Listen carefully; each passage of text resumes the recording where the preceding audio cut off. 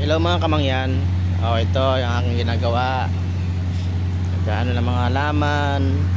Yan, nag-ayos. Tapos mamaya magpupunla ako. So mamaya magpupunla naman tayo. Then pag maganda-ganda yung panahon na tumaraw-araw pa, ililipat ko na yung malalaki.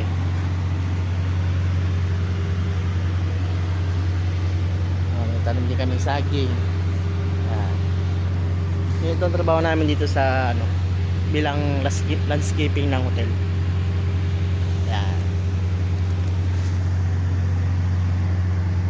Shoutout mo sa mga kabayan ko sa Occidental Mindoro.